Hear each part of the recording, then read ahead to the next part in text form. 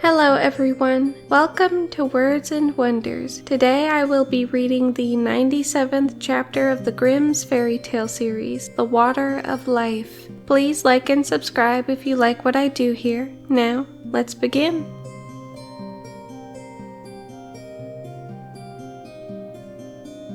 There was once a king who had an illness, and no one believed that he would come out of it with his life. He had 3 sons who were much distressed about it, and went down into the palace garden and wept. There they met an old man who inquired as to the cause of their grief. They told him that their father was so ill that he would most certainly die, for nothing seemed to cure him. Then the old man said, "I know of one more remedy, and that is the water of life. If he drinks of it, he will become well again. But it is hard to find." The eldest said, "I will manage to find it," and went to the sick king and begged to be allowed to go forth in search of the water of life, for that alone could save him. "No," said the king, "the danger of it is too great. I would rather die." But he begged so long that the king consented. The prince thought in his heart, "If I bring the water, then I shall be best beloved of my father, and shall inherit the kingdom." So he set out, and when he had ridden forth a little distance, a dwarf stood there in the road who called to him and said, "Whither away so fast, silly shrimp?" Said the prince very haughtily, "It is nothing to do with you," and rode on. But the little dwarf had grown angry and had wished an evil wish. Soon after this, the prince entered a ravine, and the further he rode, the closer the mountains drew together, and at last the road became so narrow that he could not advance a step further. It was impossible either to turn his horse or to dismount from the saddle, and he was shut in there as if in prison. The sick king waited long for him, but he came not.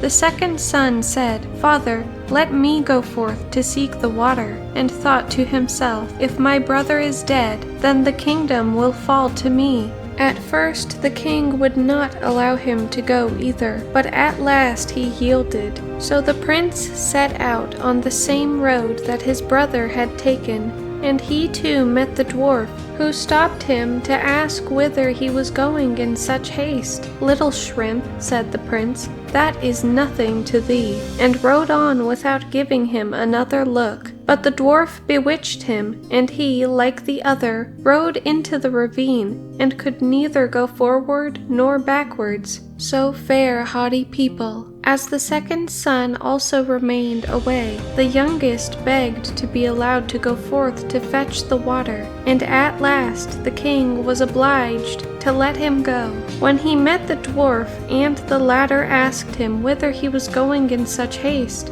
he stopped, gave him an explanation, and said, "I am seeking the water of life, for my father is sick unto death."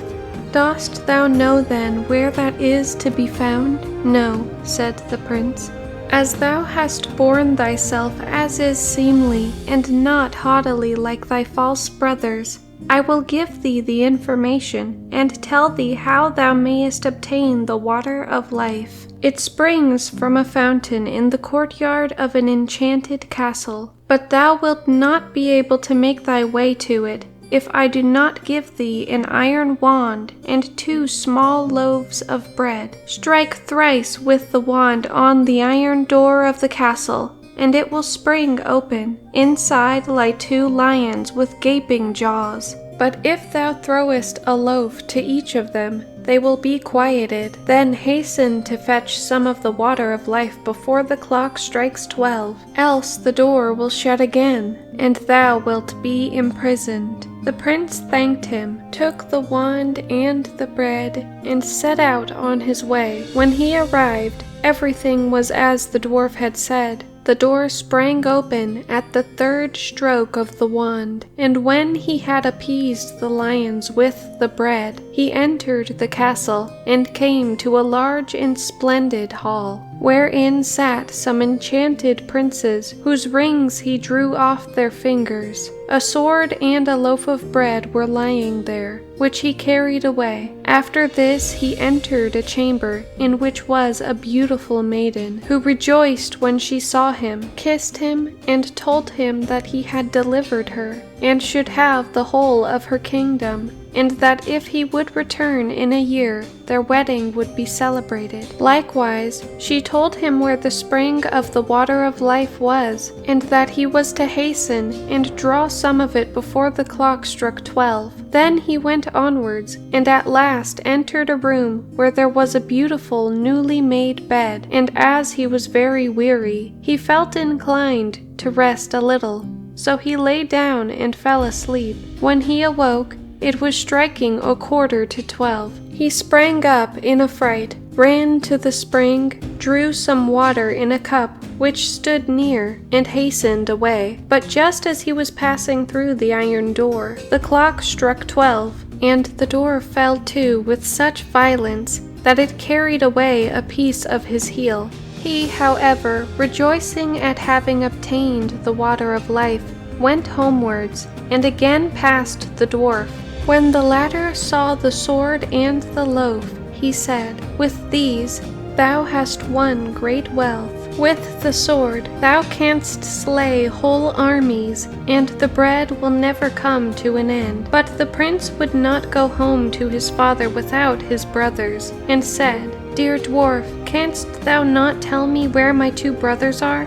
They went out before I did in search of the water of life, and have not returned. They are imprisoned between 2 mountains," said the dwarf. "I have condemned them to stay there, because they were so haughty." Then the prince begged until the dwarf released them, but he warned him, however, and said, "Beware of them, for they have bad hearts." When his brothers came, he rejoiced, and told them how things had gone with him, that he had found the water of life, and had brought a cupful away with him, and had rescued a beautiful princess, who was willing to wait a year for him, and then their wedding was to be celebrated, and he would obtain a great kingdom. After that, they rode on together, and chanced upon a land where war and famine reigned, and the king already thought he must perish, for the scarcity was so great. Then the prince went to him, and gave him the loaf, wherewith he fed and satisfied the whole of his kingdom. And then the prince gave him the sword also, wherewith he slew the hosts of his enemies, and could now live in rest and peace.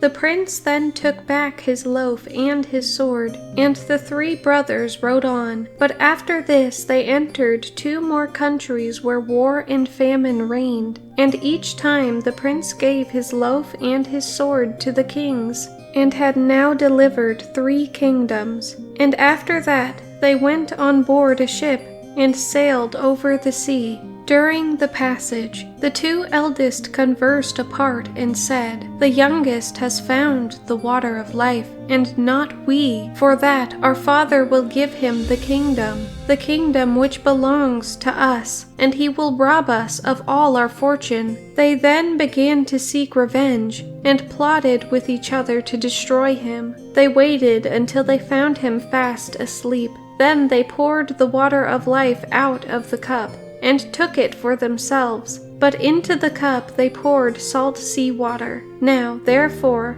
when they arrived home, the youngest took his cup to the sick king, in order that he might drink out of it and be cured. But scarcely had he drunk a very little of the salt sea water, then he became still worse than before. And as he was lamenting over this, the 2 eldest brothers came, and accused the youngest of having intended to poison him, and said that they had brought him the true water of life, and handed it to him. He had scarcely tasted it when he felt his sickness departing, and became strong and healthy as in the days of his youth. After that, they both went to the youngest, mocked him, and said, "You certainly found the water of life, but you have had the pain, and we the gain. You should have been sharper, and should have kept your eyes open. We took it from you whilst you were asleep at sea, and when a year is over, one of us will go and fetch the beautiful princess. But beware that you do not disclose aught of this to our father.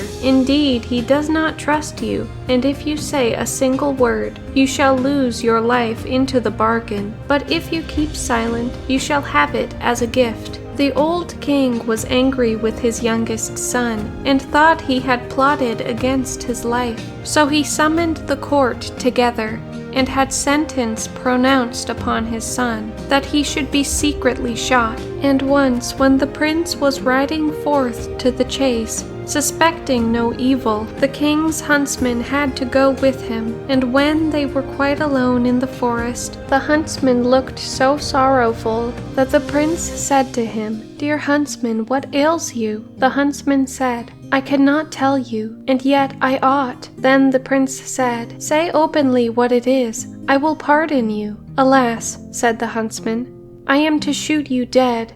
The king has ordered me to do it." Then the prince was shocked and said, "Dear huntsman, let me live. There, I give you my royal garments. Give me your common ones in their stead." The huntsman said, "I will willingly do that. Indeed, I should not have been able to shoot you." Then they exchanged clothes, and the huntsman returned home. The prince, however, went further into the forest. After a time, 3 wagons of gold and precious stones came to the king for his youngest son, which were sent by the 3 kings who had slain their enemies with the prince's sword, and maintained their people with his bread, and who wished to show their gratitude for it. The king then thought, "Can my son have been innocent?" and said to his people, "Would that he were still alive! How it grieves me that I have suffered him to be killed." "He still lives," said the huntsman. "I could not find it in my heart to carry out your command," and told the king how it had happened. Then a stone fell from the king's heart, and he had it proclaimed in every country that his son might return and be taken into favor again. The princess, however, had a road made up to her palace,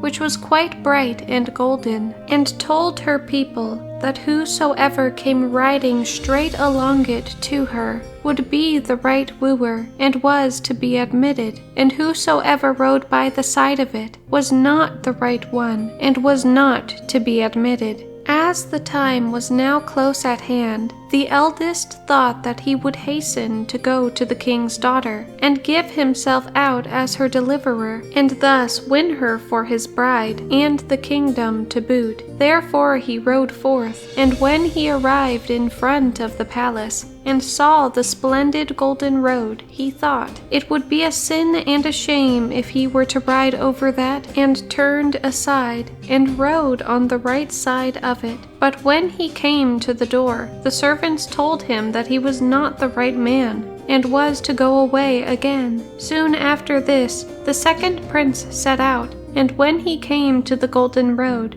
and his horse had put 1 foot on it, he thought it would be a sin and a shame to tread a piece of it off, and he turned aside, and rode on the left side of it. And when he reached the door, the attendants told him that he was not the right one, and he was to go away again. When at last the year had entirely expired, the 3rd son likewise wished to ride out of the forest to his beloved, and with her forget his sorrows.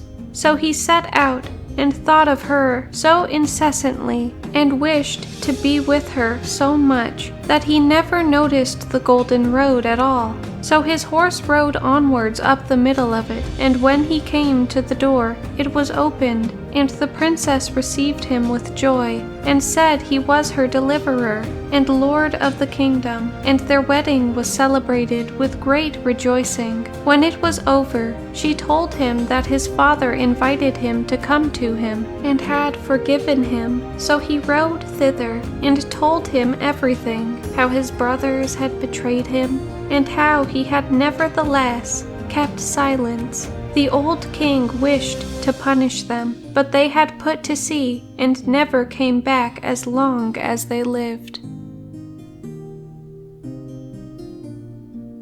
Thank you guys for watching, and if you would like to hear more stories like this, feel free to like, subscribe, and comment down below. Bye bye!